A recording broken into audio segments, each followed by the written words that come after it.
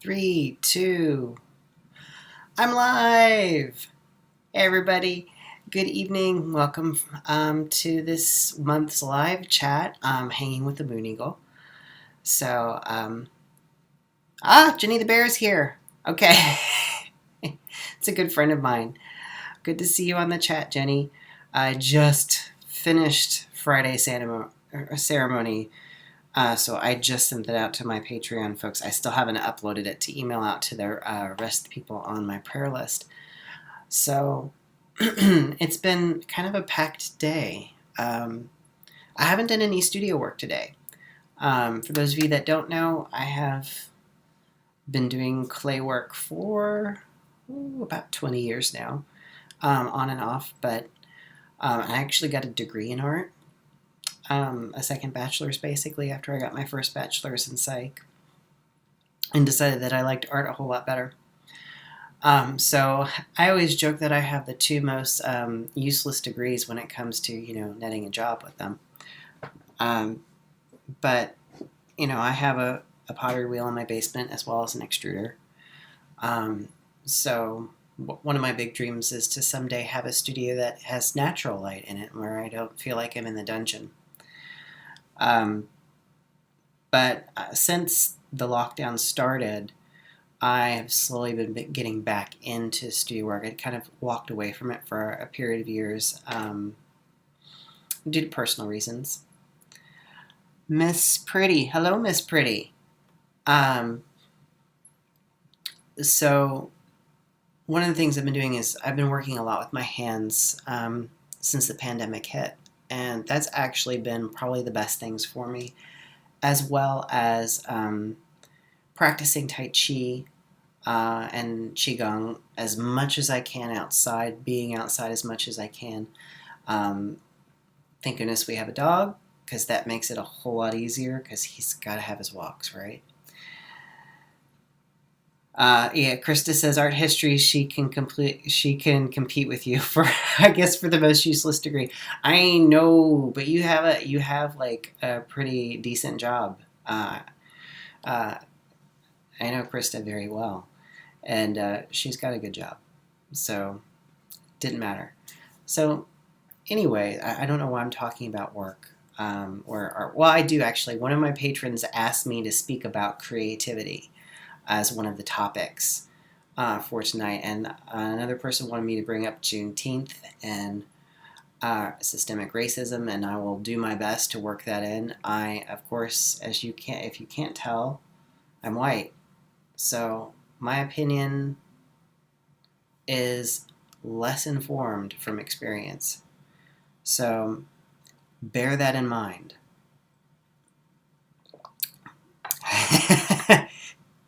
I love watching the chat over here because I recognize at least two of the names.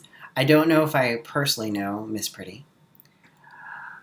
I think that's I need to, as has been told to me, I have to work on my Hebrew pronunciation. I think that's Robin in the chat. It is wonderful. Thanks for coming tonight. So, I started doing these live chats, when we went into lockdown. As I was saying before, I kind of walked away from doing a lot of studio work. And a lot of the things that I do, for my business, I need to be more involved in promoting and in a way that I feel comfortable with, because I'm not one of those people that's a big marketer. And I'm going to sneeze here because there's still it's from my walk earlier. Anyway, there's still a ton of pollen out.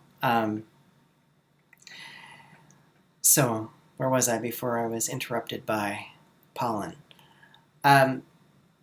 Studio work. One of the things, I've been doing a lot more live events, a lot more online events since the lockdown started. And part of that is because, I was laid off from most of my teaching jobs. I teach, as one of my day jobs, teach Tai Chi at local gyms and community centers. So I suddenly had all this time, and one of the things I didn't realize was just how much energy teaching all the classes that I did every week took out of me. I mean, I sort of kind of did, because anytime I would teach extra classes for like beginner sections, I would always be wiped out. And so I've had all this extra energy to put towards creative work, to put towards putting together live events, learning how to use live streaming software. And so I promise I'm going to get to the topic. You know, you have to have energy available for creativity. And so much of our attention is taken up usually in our day-to-day with getting our tasks done, getting housework done, getting, the dog taken care of, making sure that you're taking care of your body. And that at the end of the day, once all that's done, there's usually not much of your attention or energy left to consider, creativity, unless you make an effort and unless you also connect with other people who are into being creative. Krista says, at least I sneezed properly. Yes, I sneezed into this. When I was first shown this years ago, and now that I what's really cool is to see kids doing it, because they're teaching them from like kindergarten up to always sneeze into like the crook of your elbow, because you're not going to touch your face with that, which is, I'm like, wow. So from that generation on up, that's going to become the norm, which I think is great. It's a little small life hack that can, have huge effects over time. And what's funny is that the video's on delay, so I just saw myself sneeze into that as I was just talking about it. So it's funny, the person that asked me to talk about creativity is in Europe, so they're asleep right now. But they are going to watch this later. But anyways, creativity is actually what's been getting me through my day. It's what's been getting me through this pandemic so far, is to have something to focus on, to bring something into the world. Because so much right now our focus is about like what's leaving the world, or what's changed, what's gone, what's no more. And it's very focused on loss. And I'm not trying to erase that, but I need to counterbalance it. And so I find that creativity is a good counterbalance to a lot of, the anxiety and the stress. Because I find if I'm creating, I'm not self-destructing. Usually. Sometimes. It depends on how things are going in my studio. There are days when I go in there and I wreck everything I touch. And the other day I was in there, I was uncovering some bowls that I had trimmed earlier, and I must have not... They're kind of thick because of the way they were made. And so I was noticing like a crack on the bottom of them. I'm like, oh man. So, I kind of scratched that up, and hopefully it won't come back in the firing. But if it does, it does. It'll be a second. It'll be something I'll use, or I'll give to somebody, and they'll love, and they won't mind. But that's really frustrating when you put so much energy in and it cracks, right? Yeah, okay, so Robin says she's been into the whole creative thing too. She's been renovating her house. Wonderful, that's great. A lot of people right now are getting into like either gardening, working with their hands, carpentry, anything. Stuff that we just did not have time for. And a lot of us are finding that we are more fulfilled rather than going out and doing all the different things. Now, I do miss people, and it's been like over 3 months now since I've had a hug. So I do miss people a lot. Earlier, when I was doing ceremony and I did ceramic journey work in here today, my dog was just laying down on the floor over here with me. I was like, you gonna be okay with you while I'm doing my stuff? And he was just like, clunk. In fact, I had to shoo him out of here just before we started, because otherwise I'd have to get up in the middle and take him out in the middle of our stream, because it'll be his time to, do his evening business.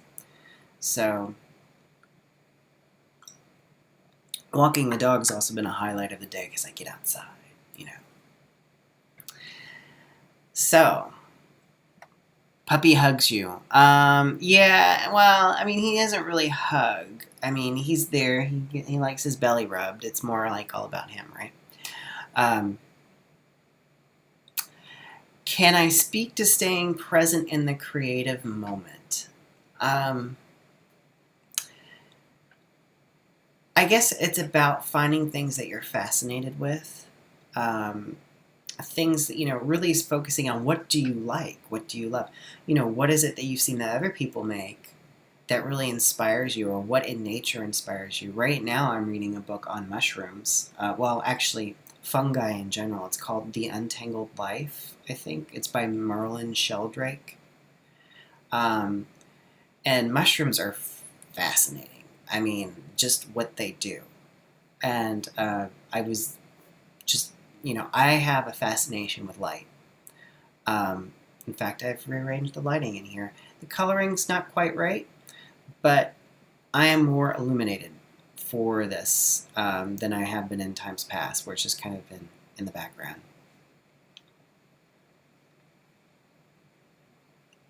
So, okay, yeah. Jenny Bear says that she's got repairs to do and has lots of things to do with houseplants and vegetables and that need to be transplanted and restored. So yeah, gardening's a creative process too. I mean, tending life. I mean, creativity is tending life, or an extension of yourself through what you create. Krista asks, what do you do when you can't focus on anything? All they can seem to focus on is work.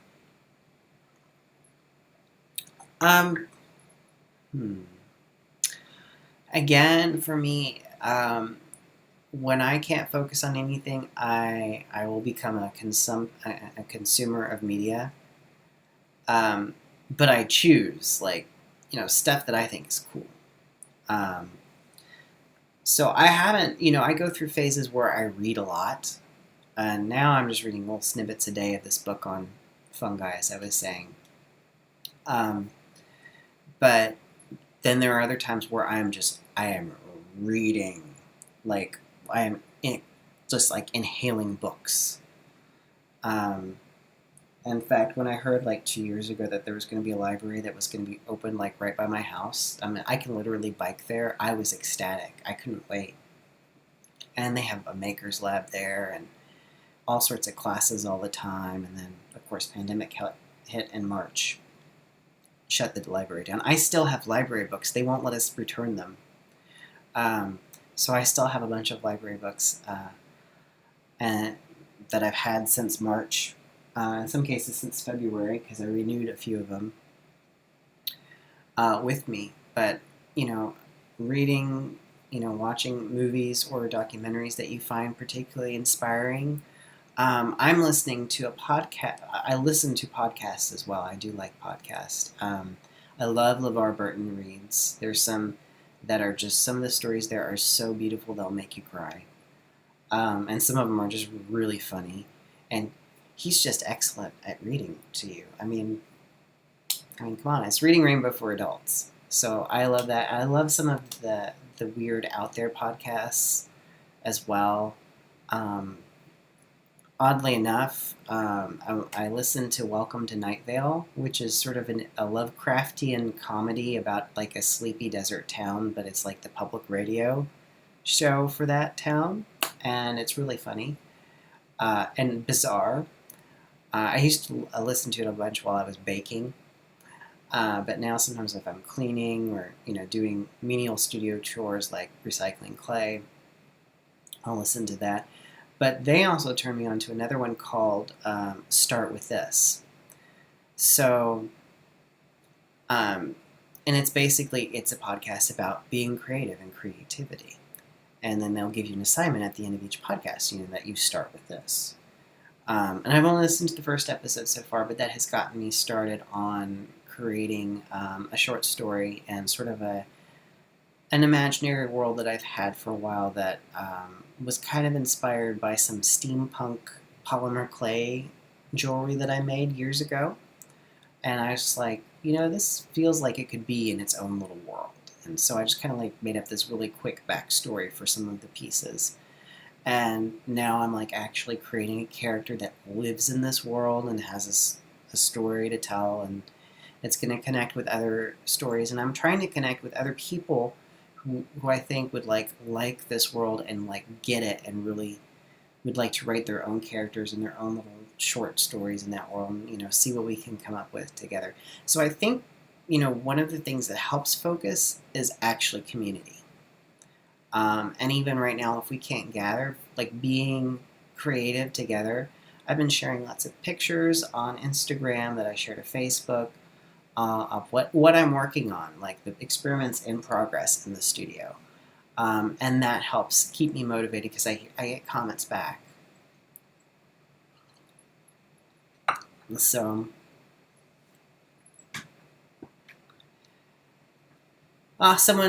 Jenny suggested coloring. You can get coloring books online. There's some really cool like mandala coloring books if you want to get like really meditative with your coloring and have something really pretty at the end of it that you can do. It's funny, if I sit down to sketch, it doesn't work, but when I was in classes all the time, in all of my notebooks, there's like all sorts of doodles in the margins, but if I sit down specifically to draw or doodle, so sometimes I'll do that when I'm on the phone with someone as I will draw. Yeah, no one does a slice like Big Rico. No one. That's from Welcome to Night Vale. Which, I think listen to the first episode about the dog park.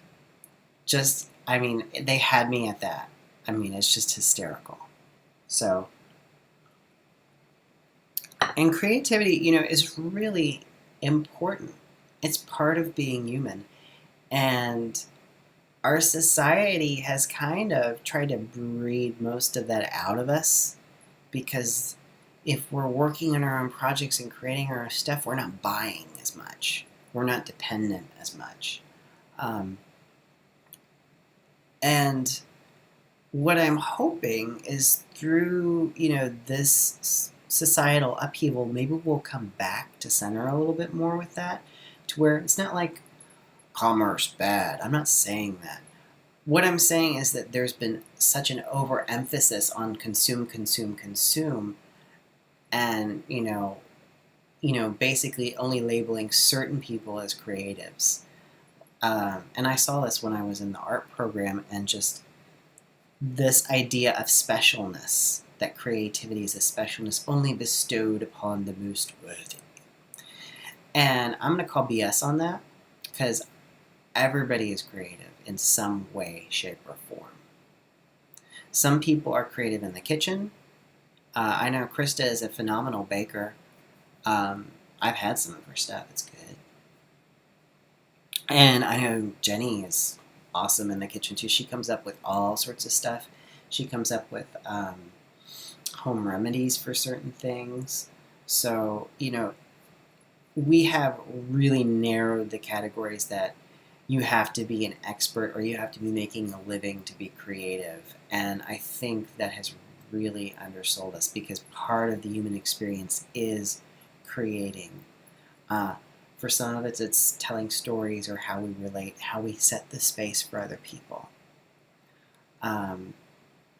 So I can't stress this enough. It's really important to develop your creativity because it helps with everything. It helps with problem solving. It helps with stress. It helps with working through emotions. Usually after I've had like really deep, dark periods or I've come through a crisis, I'll have afterwards like an unlocking, a huge unleash of creative energy and creative force, and I will just be doing all sorts of things. So, let's see. The croissants, yeah. Someone in the chat just said they mastered. Krista said she mastered croissants. Yeah, I was there when she made those croissants. Croissants are a lot of work. So, I'm very simple with baking. I make brownies from scratch. I make Georgia cornbread cake. I make Irish soda bread. Those are like my 3 staples for baking. I can make more stuff with a recipe. I just don't do a whole lot of baking. Just because, you have to eat. Then if I bake it, you got to eat it, right? And some of those things, like, I don't have a electric mixer, so everything I'm mixing by hand. Well, it's one of the reasons I like the soda bread. It's so simple to make. But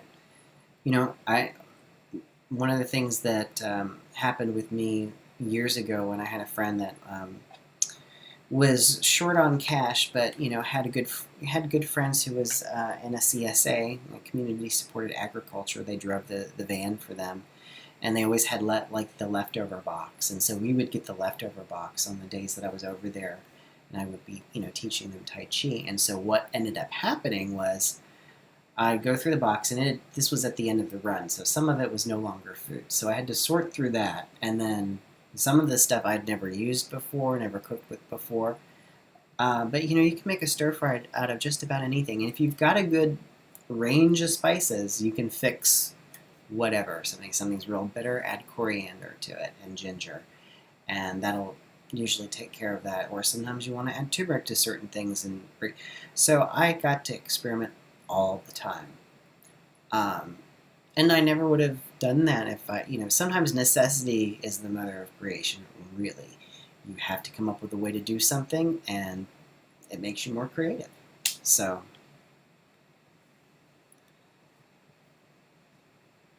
Jenny says, someone I'm helping needs to try baking bread. They need to pound the hell out of something. Bread dough with work. I guess it depends on the type of dough, like the soda bread that you don't knead that hard. And I've never seen like bread that's like really boom, boom, boom. When you work with clay, though, you have to wedge the clay, which is like kneading dough, but it's like stiffer. So whenever I do bread, it always seems like such a breeze as compared to prepping clay for working on the wheel or something. So I find that's interesting. So nutmeg gets rid of bitterness and greens. Haha. Oh no, that's it. I've not done yeast bread, so I've not needed yeast bread. Maybe that's. I don't need that right now. I have plenty of that going on in the studio, so I'll stick with the soda bread for now. So creativity. I think it's central to being human, and as children, we're all born, and as we're coloring, we're doing things, we're making up stories, we're pretending. So we're all born creative, and then at some point, someone tells us that's just for the special folk, and I have a real problem with the whole specialness. I think it causes a lot of problems in the personality to focus on being special. And so, it really separates it creates more separation between people. There's us and them, right? Oh, we're the special ones. And I'm just going to say this right now. You're not special. You're unique, but you're not special. So, I'm not insulting you when I say that you're not special. I'm just saying that when we talk about specialness, we're saying, that somebody is more important than somebody else. And I feel like that is a violent idea and leads to a lot of problems. How do you get over being medium? You just cook it longer, usually. Oh, you don't mean like I'm sorry, I couldn't resist that pun. Um, getting medium. I don't. What do you mean by getting over being medium? I'm not quite sure what that means. There's a delay on the chat, so I'll wait just a second to see what happens.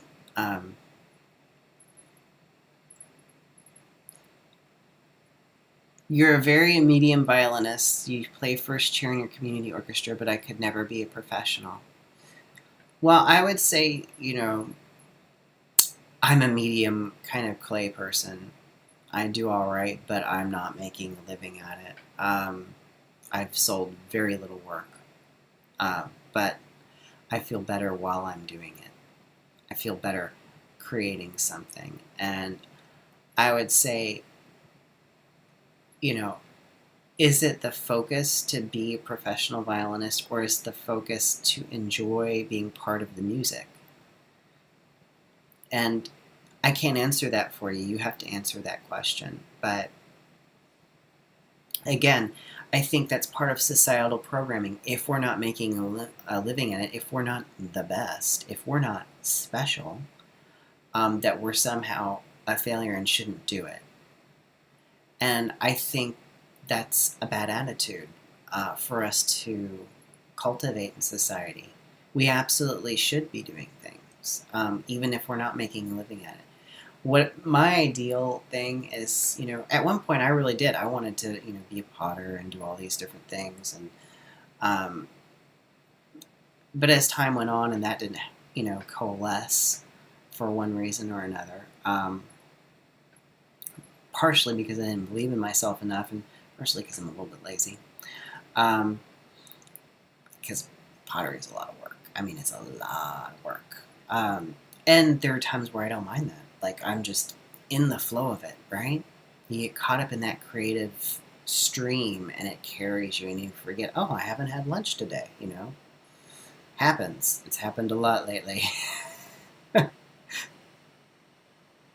So, but one of my dreams is to, like I said, is to have like a studio above ground, or at least with nice scale that has natural light coming in, so it's maybe partially submerged. I've seen some nice studios like that in schools, and it's not so that I can make necessarily a living. If I made enough from my work to like pay for itself, and maybe a little extra to go to like workshops and things, that would be awesome. That would be like cool. But I feel like the work I do with clients and all, and with Patreon, is probably going to be more about. I feel like that for me is more sustainable on a physical level than trying to sell artwork. Ooh, I need to turn my cooler on, my laptop fan on, because this is getting overheated. So, I mean, you just have to do the balance in your head. What are you wanting to get out of something? Are you wanting to make a living at it? Okay, well then, that's a whole different ballgame. That's a whole work thing. For me, it's about the joy of creating and putting something cool into the world. Putting something I'm proud of. I want to create beauty. And that's something that transcends the different areas of my life, whether I'm teaching, whether I'm making artwork, whether I'm writing, or whether I'm working with clients and doing healing work. There's that central theme of putting more, that joy and beauty and grace, and wanting to, have that flow through me out into the world. And I feel the sound is kind of wonky. Okay. Let me know if it gets any better. I just had to turn on the cooling fan for the laptop because I forgot to do that before I started the stream. But I think it's really important to, know what it is you're trying to get from something, what it is you're trying to put forward.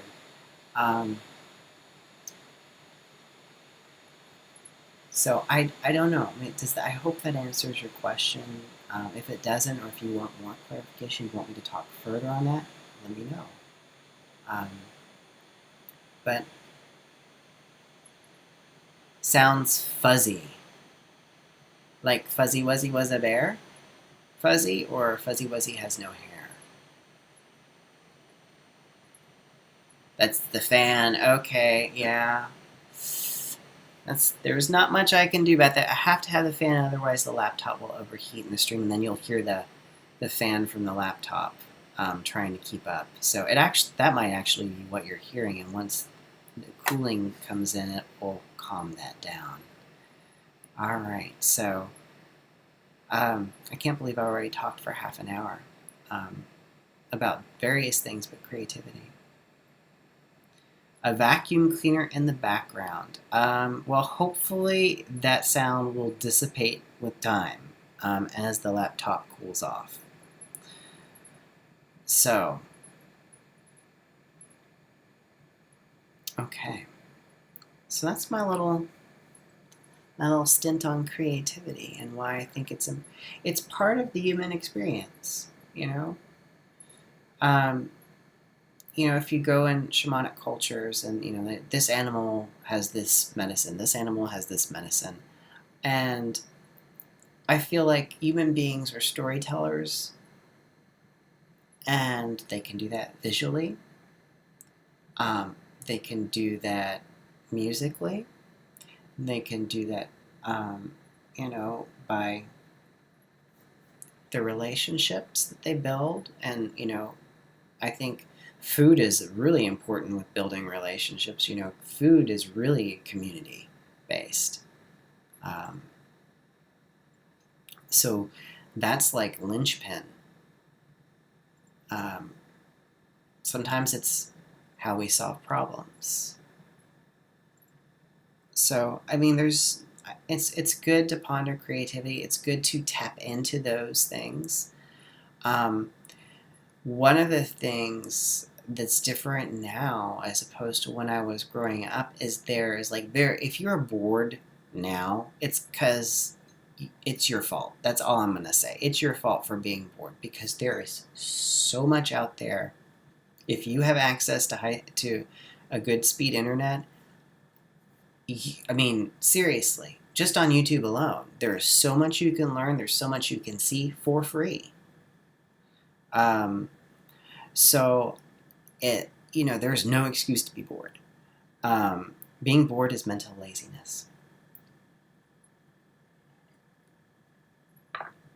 That's what I will say. Or it's just a funk or a habit. But I think a lot of times, that constant need for constant stimulation, keeps us from being creative. So I just recently, in fact, just this week, stepped down from a volunteer position on a leadership council. And part of the reason that I did that was because I was the one that had to check all the emails and respond in a timely manner, which meant I could never unplug from the electronic stuff. And I have really needed to, for the past few months, really needed to take some time away every so often. If I'm not posting something or getting back to a client or a patron or something, or doing a live chat, or having a meeting with somebody, then there's no reason for me to spend as much time connected and having the internet in my room on as I have been. But I haven't been able to do that because I have been responsible for responding for this.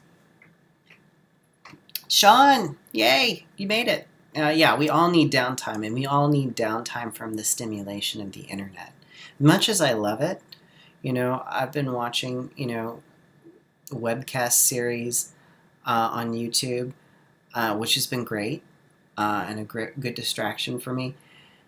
And yet, I'm starting to feel like, okay, this is time that I really don't have. I've set up things so that I'm okay for a while, and I can use this time, much better than being online and being stressed out by what I'm seeing online. Which brings me to probably the next topic. So one of my patrons asked, talking about Juneteenth.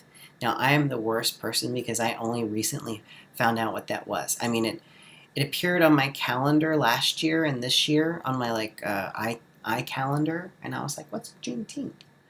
Um, and so I looked it up, obviously, um, but I did not know that was the celebration for the declaration that slavery had ended in Texas, basically, and right now, of course, we just have an explosion of violence against Black people, and it's and it's 2020.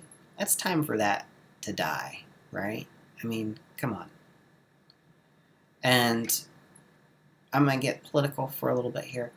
Well, I won't say that. I'm not going to mention parties. I'm going to mention issues. Um,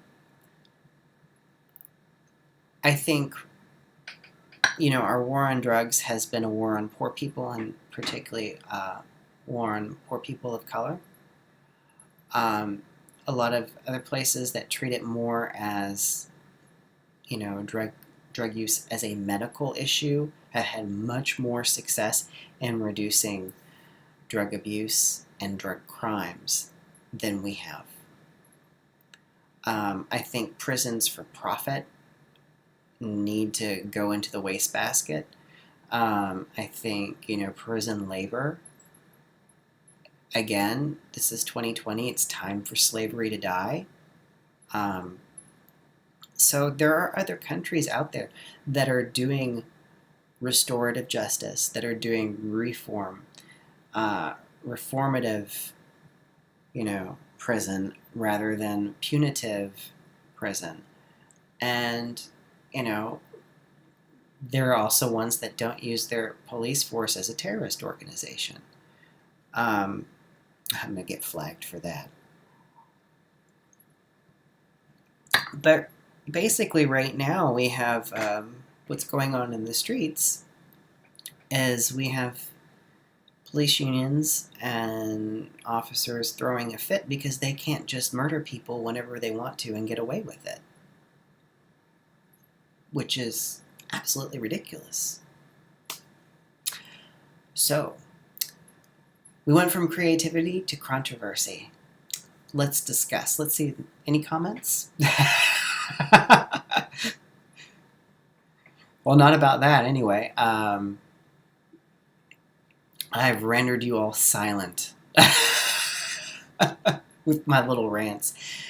For those of you who don't know or who don't follow me on Facebook, early on in this pandemic, I had quite a rant, and I'm okay with it being on Facebook. Maybe not having it immortalized in YouTube because you have to follow me on Facebook to see it. But it's back in April, and I basically said, racism handed us this pandemic, and I had to break it down for people. And I said, look, we have someone who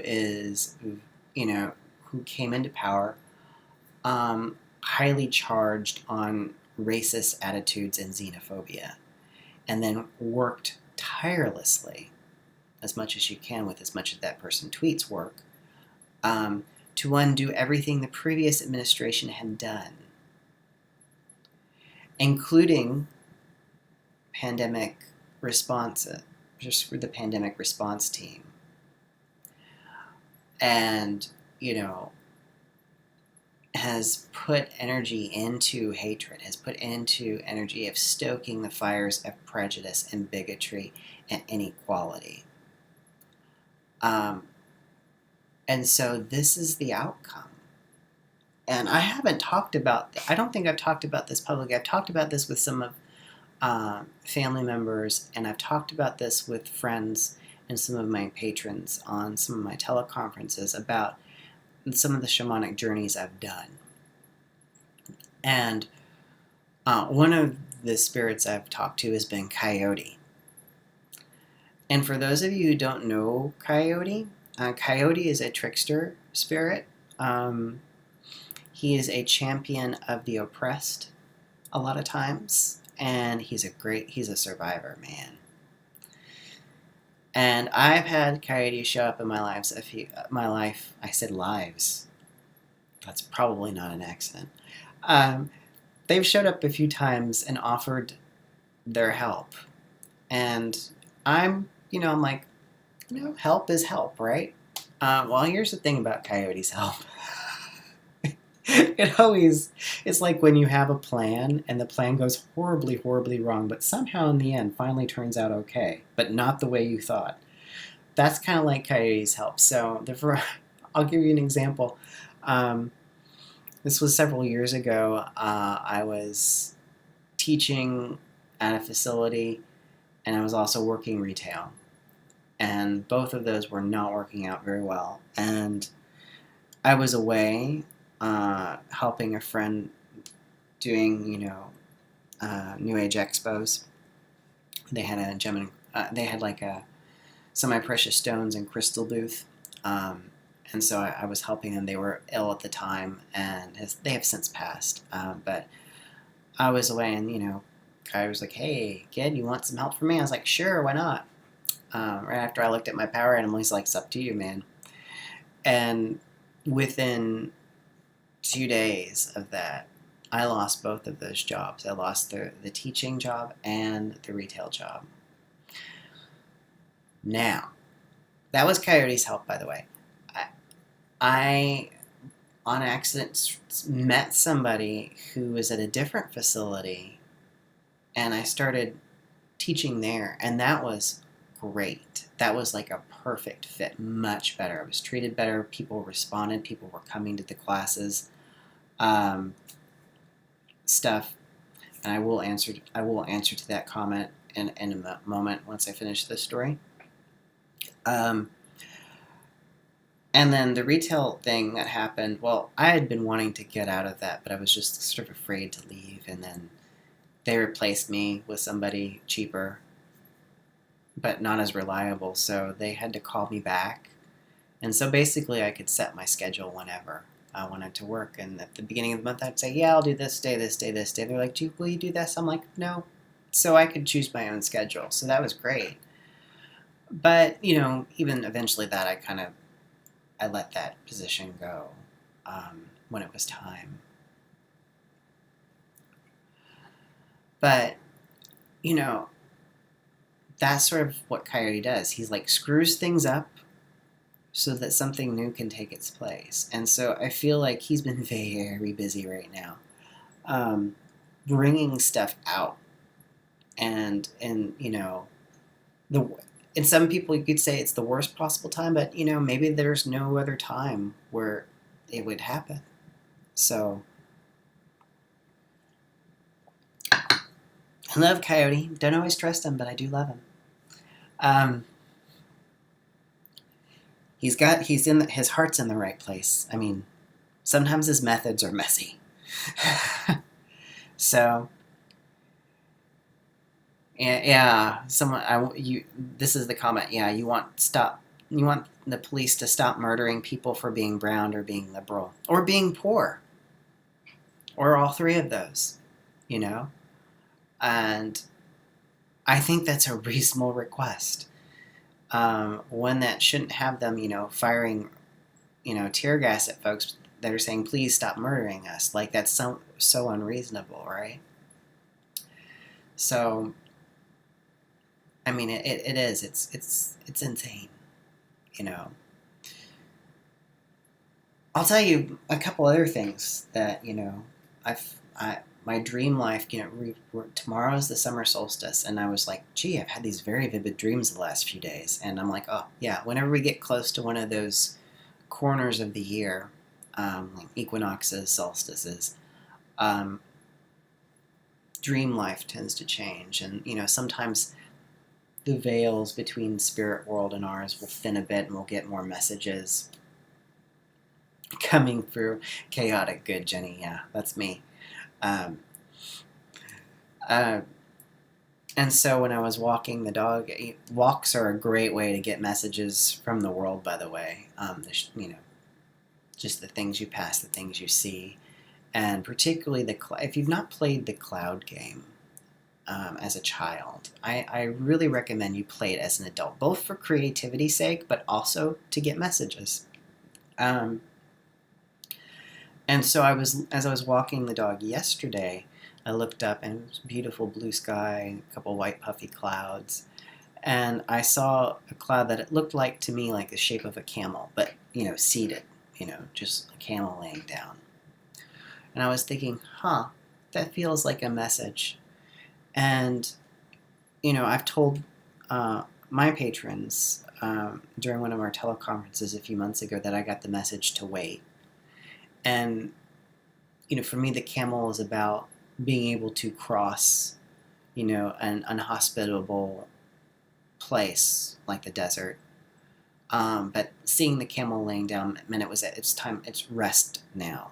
This is not the time to set off on your journey, just rest. So I get that message a lot repeated right now, because I'm kind of like, well, what do I do?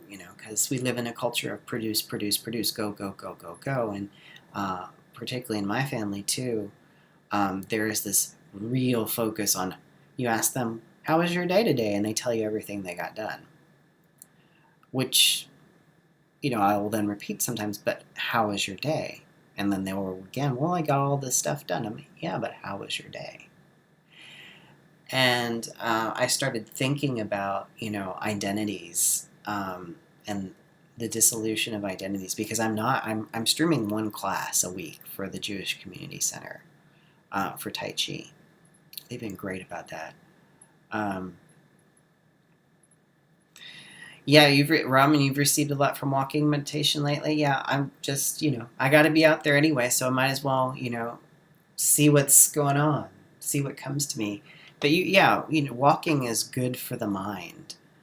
But anyways, the whole thing of being at rest. But I've been thinking, a lot of deep thoughts have come on my walks lately, and one of them was that I'm not teaching, and this and how much I identified with being a teacher, like how much of my identity, how much I defined myself was linked to that. And now that I'm not doing it, there's this sort of like, well, what am I then? And I feel a lot of us are having that same exact experience of, I'm out of my normal element. I'm not doing what I normally do. And we define ourselves by that, rather than having a very internal sense of who you are and what you're about. And so, like I said, I'm interested in bringing, beauty, grace, joy into the world. That's what I'm about. And so sometimes that's through teaching, sometimes that's through artwork, sometimes that's through the client sessions that I do. So I think it's more about, what's your quality? What is it that you're interested in bringing forth into the world? And, realizing that can come out in different ways. And Black Lives Matter. So, I don't know why I had to say that right then, but I did. And if everyone wants to say, but what about all lives? I'll fight you for it.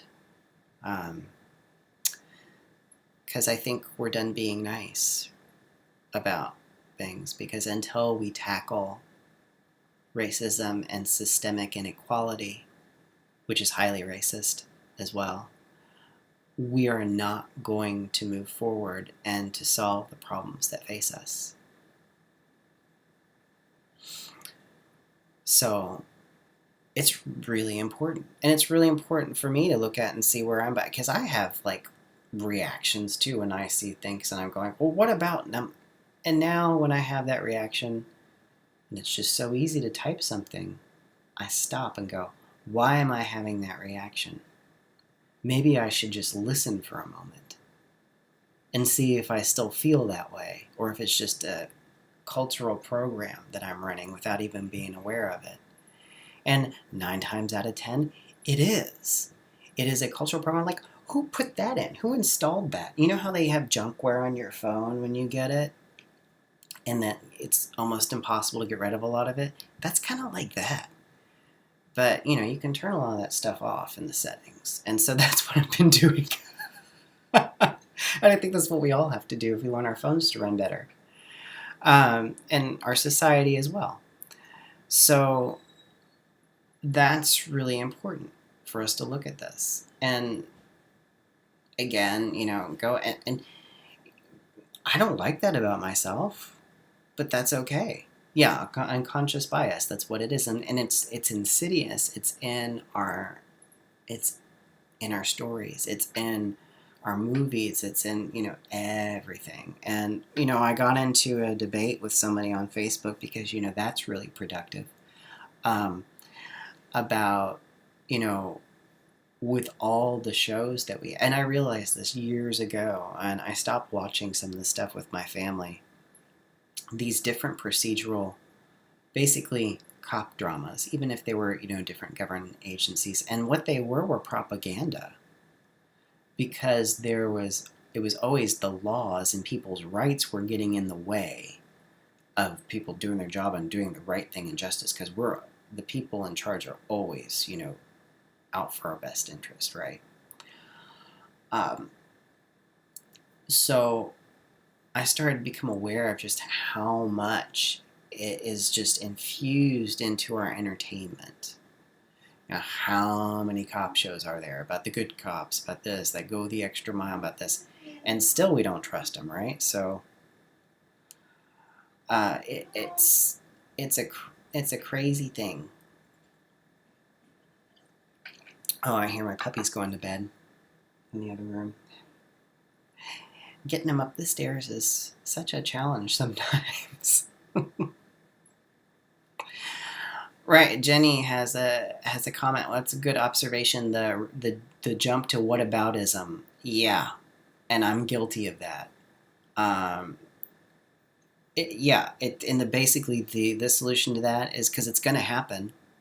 You're going to do it. You're going to jump to, well, what about me? What about this? Well, how is that? Go ahead, jump to it, and then stop. Don't respond. Don't add your 2 cents. Don't add your story on top of somebody else's. Just wait. And listen. Maybe you will still think that. Maybe you won't. But sometimes, even if you do think that, there's no reason for you to share that. And I say that because, we're all trying to grab the mic from people, and the people who need the mic right now don't look like me.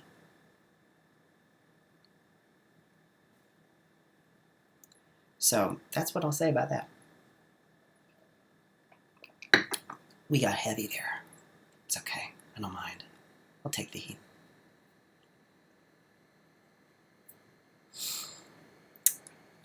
Yeah.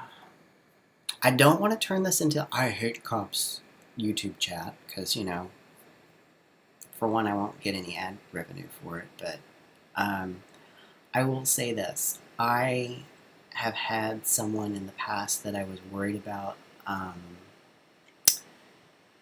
and, if you call the suicide hotline about somebody else, they tell you to call 911, and I was worried that if I called 911, that they might end up dead. But I ended up having to do that because it was, that, or risk the fact that something might have happened. And then I was like, there are no good choices here, so I called 911. But there should be other options. So, because I was like, either way, if I don't do something, I felt responsible. If I did do something and something happened, I would have felt responsible. But I was like, I need to do something. So I did call. And luckily, they're okay. But you never know. And that's sad that in that moment of crisis I have to think, gee, am I going to be responsible for getting someone killed because I'm trying to get them help? And that story is not unique. And that's some people's every day.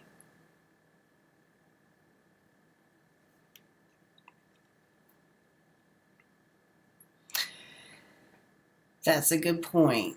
You can't count, there are some good ones, but you can't count on getting good ones. I've read some articles from former ones that were just ground down by the system. They tried and were just, punished relentlessly for trying to do the right thing.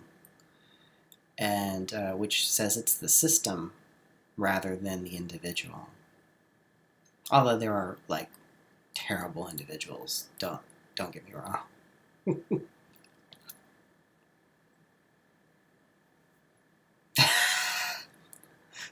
Don't make me laugh right now with the comments. They mostly come out at night. Mostly, yeah. The good ones. I don't know about that, but that's like a go-to line for myself and my sister and a couple of my friends. It's like they mostly come out at night, mostly. So if you haven't seen the movie Aliens with Sigourney Weaver, it's a definite one, although it did give me nightmares for many years. But it's a good one. And Sigourney Weaver is awesome in everything. So everything I've seen her in, she's always been awesome.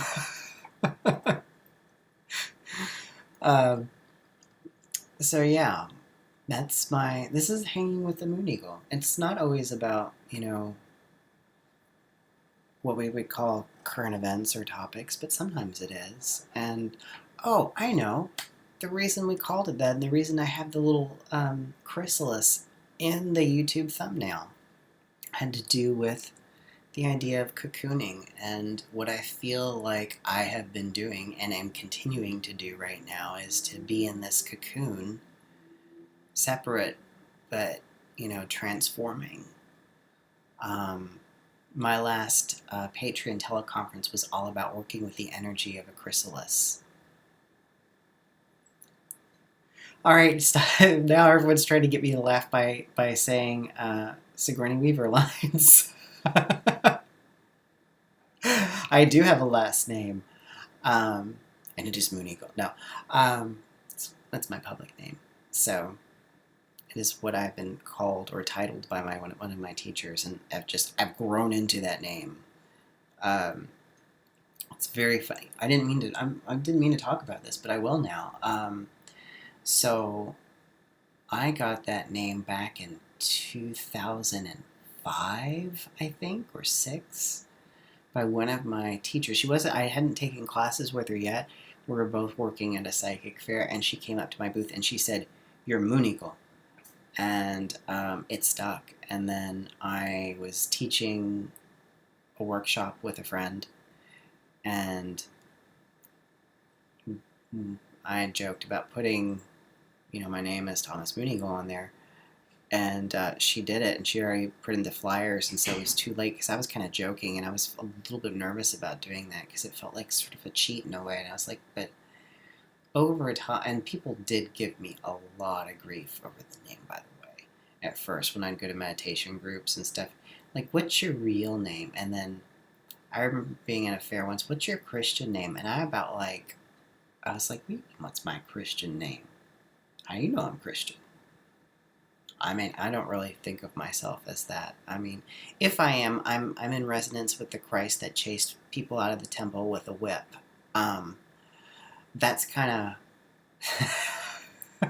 because people have said, because I can be kind of harsh sometimes, and I remember people checking me and going, "Hey, I thought you were supposed to be all night and this." I was like, I think you have me confused with Jesus Christ. I am not Jesus Christ. I'm Thomas Mooneagle.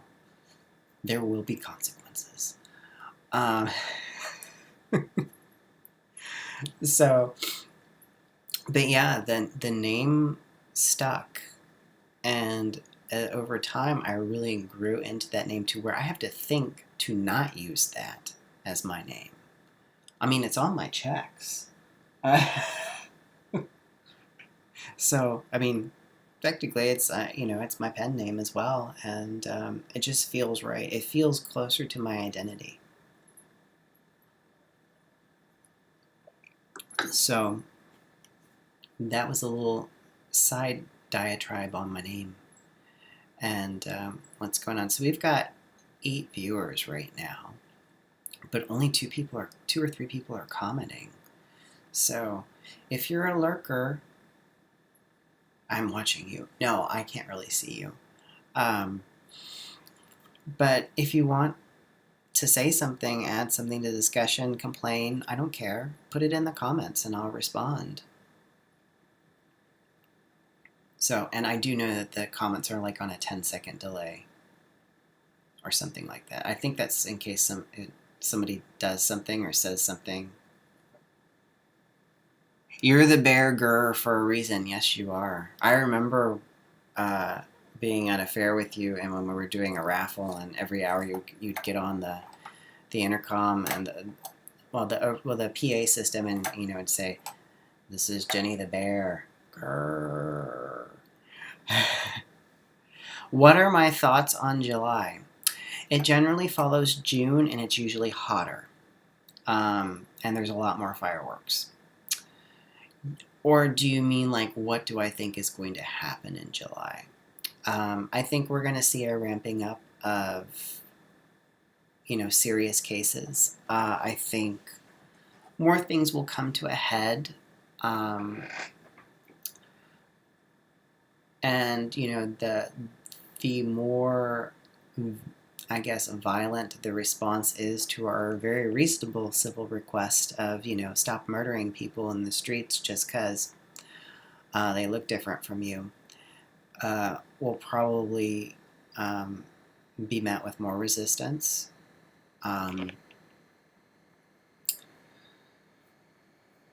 Sorry, I keep harping back on that, but it's kind of a hot topic for me. We'd like this to be done. I think a lot of people who have not taken things seriously will be forced to take things seriously because we're going to see a spike again, like we did at the beginning. And so I would say to all of you, take care of yourselves, take care of your families, keep your distance from each other. Take precautions. Do what you can do to stay sane in a crazy world, because it is crazy out there, and it is liable to get more crazy as the year progresses. So don't add to the crazy. That's what I would say. Don't add to the crazy. You're going to have days where you're going to spiral and you're going to go into your head and you're going to go to the worst possible scenario for you. And, generally that doesn't usually happen. It's almost never been the case for me that the worst possible thing has happened that I've thought of. But, one day it will, right? My last day, the last day. And then again, the last day might not be the worst thing that happens. So I would say, check in with nature. Get in with nature, man. Nature is booming out there. It doesn't seem to care that we're all going through a crisis. So I think it's really important to, connect with the plants, connect with the animals. Tomorrow, it's the summer solstice. I'm going to try and find a place outside there where there are no other people to go to drum. I'm also we have lavender growing in our backyard, and I'm going to harvest a bunch of it to dry and then use in making some. I'm going to bake with my sister. We're going to do some lavender shortbread cookies because I saw this recipe online, and I was like, ooh, I have lavender. And then I looked at how I need to prepare that. So I'd say connect with nature is really, really important. Start thinking about what it is that you really love in life and what do you want to do after this has passed. And, do things to prepare for that. I think that's important to have something to look forward to. And so I need to really actually start keeping a running list. Like there's a new ramen restaurant in town, which hopefully will still be there after this, because the old ramen place that we used to go to is gone. They closed. They closed I think in January or February, which is too bad. I mean, we would go across town for this. It was good. Oh my god, it was so good.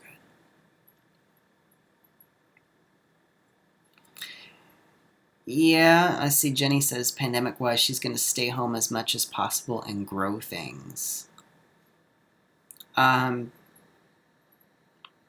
and I think, yeah, I'm going to stay home. We're growing tomatoes and such in our garden, and peppers and beans and a couple other herbs, and obviously lavender and a couple other things. But and work in the studio and write and work. I actually did some work on my book today. I did one of the journeys right before ceremony, so just an hour or two before this call to move forward. I'm in the solar plexus now. I'm getting close, more than halfway done with the solar plexus wheel for that. So, and then I'll move into the heart chakra. That'll be a whole nother thing. But yeah, I think it's really important to start to think, where do we want to be when we come out of this? What do we want to bring into the world? What kind of world do we want? And not accept, false choices. I'll say this again and again and again. We are being offered false choices. Economic failure or risk our health and go, open up the economy, right? Those are the only two choices. No. Only for the uncreative and unimaginative.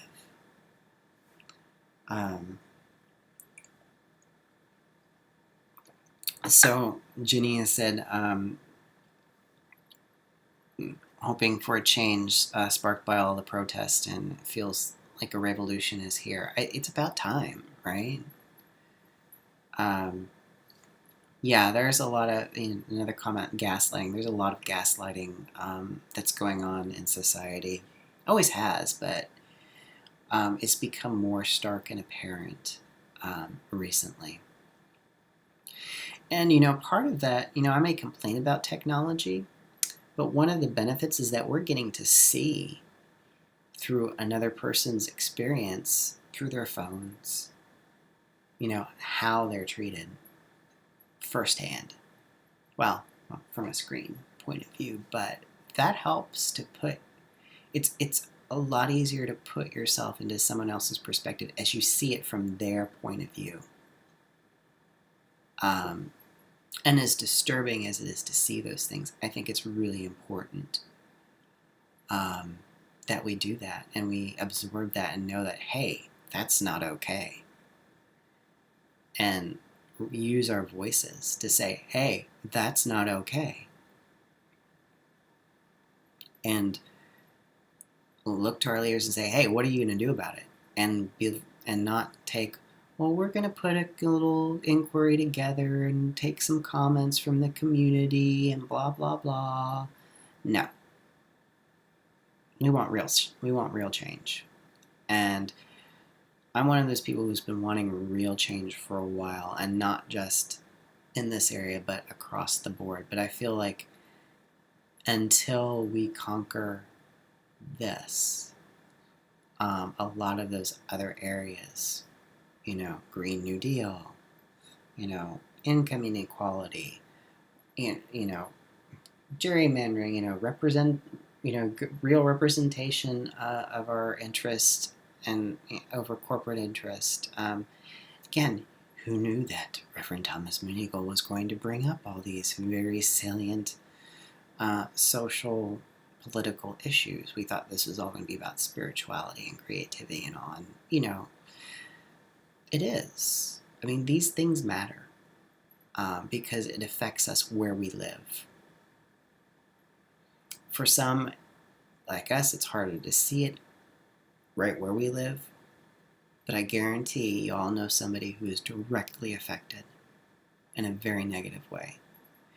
And it is time to say, hey, that's not okay.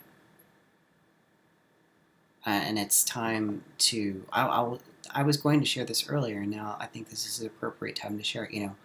Shamanic journeying, I journeyed to the spirit of the virus, and one of the things it had to say is that we have to decide if we're going to take care of each other or not. And when we decide to do that and change how we provide things, provide for needs like food, clothing, shelter, medicine. Anyone? Universal health care, maybe? I don't know. Just saying. Then the energy of that spirit will merge with us and become one, which is what it wants. When I talk to it and ask, why it was here, the first thing it says is, I'm here to create new leaders. And then the second thing it says, I'm here to prevent war. And I'm like, well, those sound like good things, right? So from the up and up perspective, out of the personal perspective to the to the transcendental perspective of spirit, well, everything's hunky dory. This is going right along as it needs to. On the personal level, this hurts. This is, like I said, we're in the cocoon. I use that for a reason. I use that in the chrysalis. The caterpillar is dissolved into goo before it reforms into the butterfly. And I imagine, I can't feel great, to have your body completely dissolved and melt. Maybe it does. I don't know. I don't ever remember being a caterpillar, so I couldn't speak to that. But it certainly can't be comfortable, and it must feel closed and claustrophobic. And how many of you are feeling that right now in your situation? But I chose that symbol for a reason. That hopefully as we emerge, we can emerge better, stronger, and we can fly. I mean, it's 2020 and there's no flying cars. Come on. And the reason there's no flying cars? Racism. Well, maybe. That and air traffic control would just be a mess. And you think of the birds and all that. Yeah, I don't know that would be a great idea. It'd probably be extraordinarily environmentally taxing as well on resources.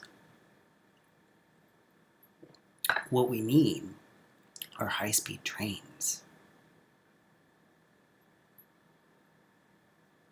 That would be awesome. Anyways, I got off on a weird tangent there. That's what happens when I talk or tell stories. I go on tangents. So again, we're coming up almost to an hour and 15 minutes.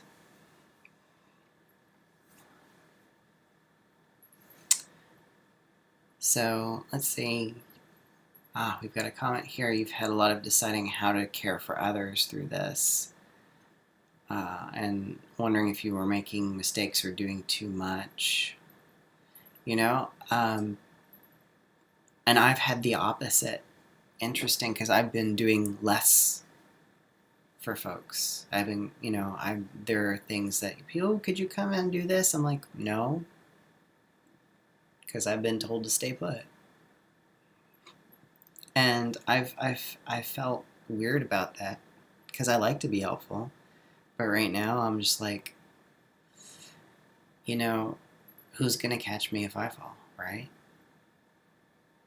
And I think so many of us go through that, where we would like to help, and we don't have a net if we fall. So wouldn't it be nice if there was a net for all of us? And what could we do for each other? What can we do for each other? Last time when we did this, I posed the question, what do I owe? What do I owe to the world? What do I owe to society? What do I owe to other people? And all. And I think that's still a good thing to ask. Lately, I've been asking, what do I owe to me? Because usually I'm like the last on that list. And I think it's important to prioritize yourself as well. Like, you're not special. You're unique. And unique is always valuable. That said, the person next to you, also unique. Also still valuable. The person next to them, also unique. Also still valuable. I know a pair of identical twins, and they're still unique and still valuable, as they are different people. They look the same, or remarkably similar. They've lived different lives, so they're diverged a little bit, but they're different people, so they're still unique. One of my favorite villains in a series had that line, "You're unique, and you're unique in the galaxy, and unique is always valuable." So I like that line. Pizza and margarita shooters, that was another one of his lines. Yes. For those who are unfamiliar, check out the series Farscape. I believe it's either on Amazon or Netflix right now. I think it's Amazon. I'm not sure. One of the two. It is a way out there series. It's like 20 years old now, because it started in '99. I can't believe it. But it's really different. They filmed it in Australia. They had a lot of Australian actors and of course, all the crew. I think they only had like one American actor on there, and that was the lead. Because, we have to be in the lead, right? But that's okay. But it's done with Jim Henson's Creature Shop, so the special effects are amazing and immersive, and you will forget that some of those characters are puppets. You don't believe me, but you will.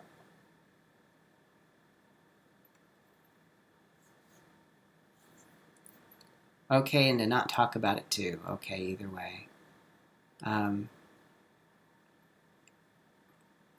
So, does anybody else have anything they want me to close with or say? Because it's getting kind of late.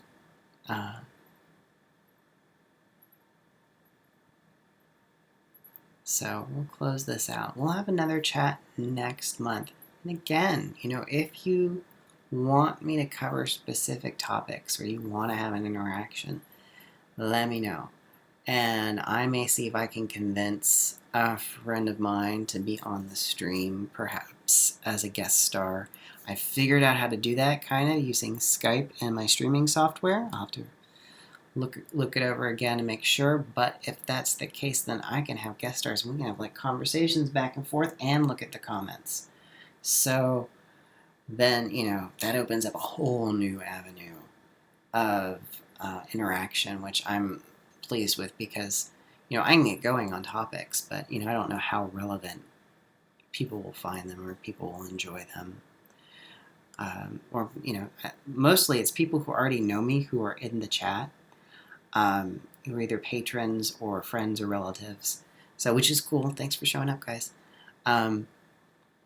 But it'd be interesting to see, like, if we can start to reach out beyond that and grab in more other people into the mix and, hopefully expose folks. But if you're not already a patron, you can go, there's a link up here. You can also do order services on my website. It should be a link down below, hopefully. If not, there will be eventually when I edit this. Next Tuesday evening, I think at 8 p.m. on Facebook in a group called Soulfire High Vibration. I'll be doing a live stream there with them. And in that one, I'll actually be doing energy shifting and sort of tiny itty bitty mini sessions for on a first come first serve basis. It'll be very short and will not be like a whole session. But I'll try and fit in as many folks as possible for that. So, and then there'll be a link up for donations for that too. So, like I said, I'm trying to put my energy into my stuff now and in any way I can. So, until next time, stay safe, and I wish nothing but the best for you.